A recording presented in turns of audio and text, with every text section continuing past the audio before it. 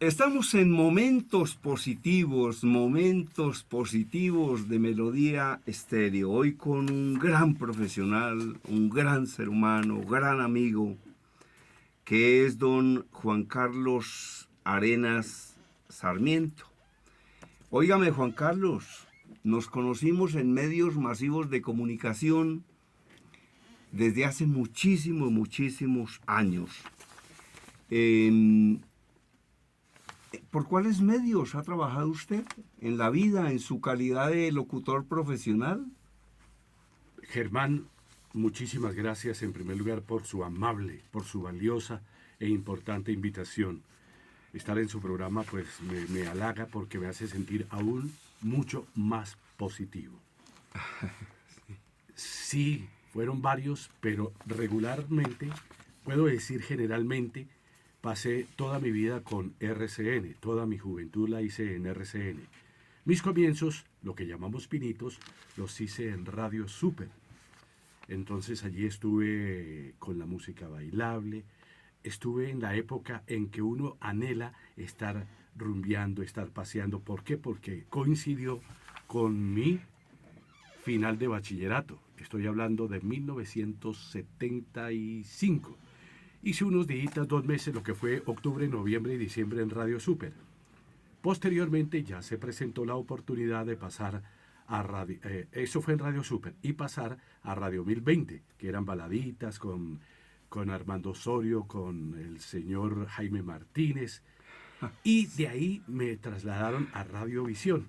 Estando en Radiovisión comencé a conocer lo que era la música anglosajona, la música en inglés, los éxitos de aquella época, y me empecé empecé a averiguar, a indagar, y se presentó la oportunidad de ingresar a RCN cuando Ardila Lule, el doctor Ardila Lule, compró la emisora a Todelar, Radio Tequendama. Ingresé a Radio Tequendama y ya después, estando ahí en RCN, yo veía que ya había cumplido mi ciclo con la música, como disc jockey, que en esa época se llamaba disc jockey. Y le pedí en aquella época a don Guillermo Castellanos que me diera la oportunidad los fines de semana de leer los noticieros, porque los locutores en esa época, Leodoro Botero, bueno, hay varios que se me escapan en ese momento, no tenían descanso. Entonces se les daba a ellos los descansos y yo hacía los fines de semana. Ahí transcurrieron varios años en RCN. Lo bueno de RCN, que tuve varias facetas, entre ellas, como le digo, la musical, después la radiorevista con Margot Ricci, con Marta Brujés. Estoy hablando del año 1984. Sí. 5184. Se llamaba el programa, una radiorevista de consejos, de recetas de cocina y de frases y refranes y pensamientos que eran los que me tocaba. 5184. ¿Por qué? Germán, porque eran 5 mujeres y un hombre. Ajá. Gracias a Dios sigo siendo el hombre. Muy bien. Bueno, y entonces, Germán, tuve esa otra faceta. Cuando se presentó la oportunidad de las noticias, me le dediqué a las noticias matiné, vespertina y noche. Excelente. Óigame, y entramos a una sección que se llama Las frases que encontró nuestro personaje, que le gustaron y que quiere compartir con los oyentes. ¿Cuál es la frase número 1, don Juan Carlos Arenas Sarmiento? Germán Díaz Sosa, hombre, ¿qué hacemos? Arranquemos, como dice usted, por la primera. Esta me llamó la atención, fue porque el hijo mayor mío vivió muchos años en Hungría. Y allá, la usan mucho. Y lástima que el bandido llegó muy tarde anoche y no pude hacerle la grabación para que la escucharan en húngaro. Pero la palabra es, el pájaro por sus plumas y el hombre por sus amigos. ¿Qué significa esta frase? Yo la veo desde el punto de vista que hay variedad de plumas, de aves, de colores, de los lugares en que ellos viven, y que uno aprecia determinados pájaros y esos pájaros también congenian con uno. Porque si usted tiene una casa, digamos, muy cerca a la montaña, hay determinadas especies de pájaros que llegan allí. Y el hombre, imagínese, no los conoce uno, no los conoce uno, a veces se decepciona, a veces lo sorprende ingratamente el hombre, pero me ha gustado por eso, el pájaro por sus plumas y el hombre por sus amigos. Óigame, ahora, una cosa importante, Juan Carlos. Yo he escuchado a expertos en motivación. Bueno, yo hago conferencias hace más de 35 años. Y entonces, he leído muchos temas. Y, por ejemplo, en una oportunidad leí algo que dice, y yo creo que eso en el fondo es verdad, que uno termina pareciéndose a los 5 amigos con los que más se relaciona. Exacto. Y que en consecuencia sería muy bueno que escogiera muy bien a sus amigos con los que más está. A mí me decía Marta Manzanares Toledo, profesora de Introducción a la Fe de la Universidad Javeriana, decía, mire Germán, entre iguales también se buscan.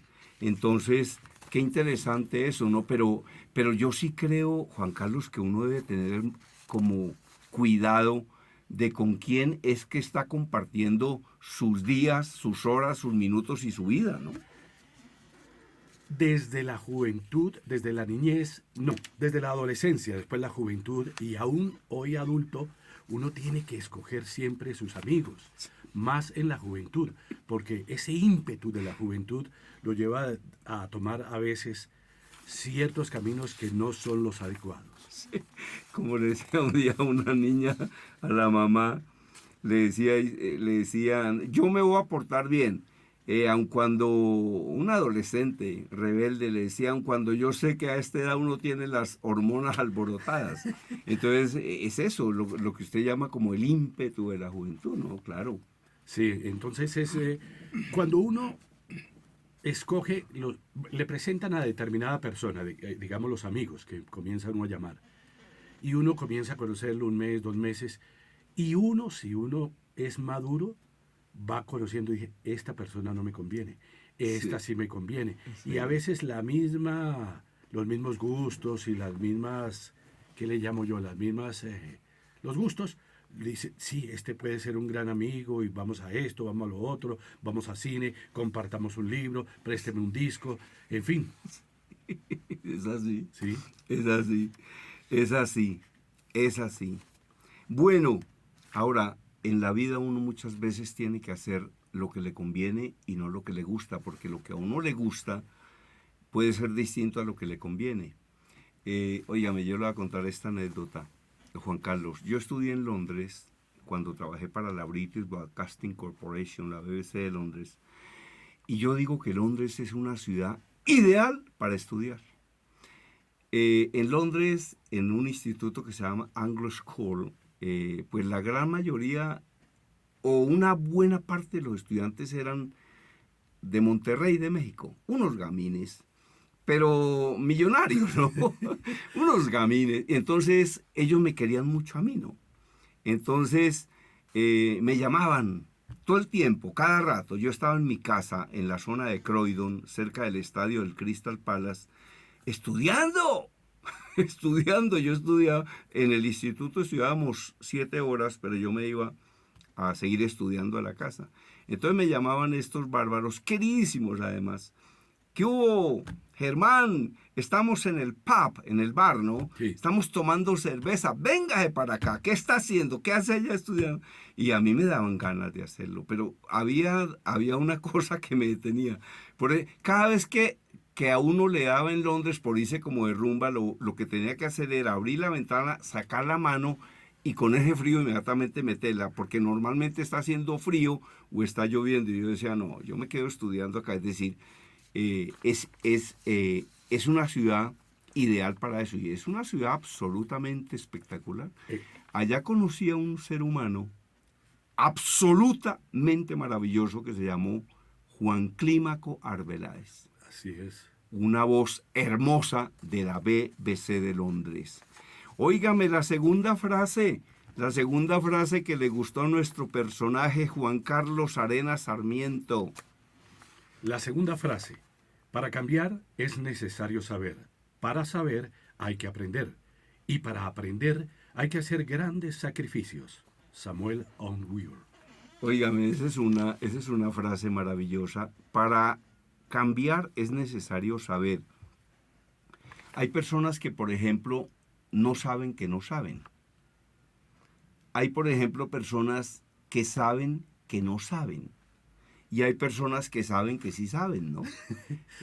Pero a mí me parece que una de las peores condiciones es el que no sabe, ¿no? Y que además a veces cree que sabe, ¿no? Es como cuando uno escoge, usted me hablaba de sus amigos en Londres. Sí. Si usted ya sabía cómo eran ellos, Sí. donde usted llegara a aceptar, no hubiera sabido lo que sabe hoy. Correcto, correcto. A veces hay momentos de solaz, ¿no? Pero, mire, ¿sabe qué? Yo he llegado a una conclusión, Juan Carlos. Todo con moderación. Todo con moderación.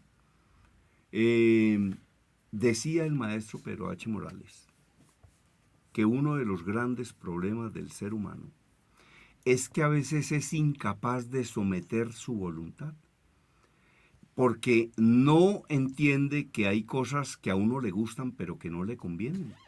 Así es. Hay uno de los hombres más ricos del mundo que se llama Warren Buffett.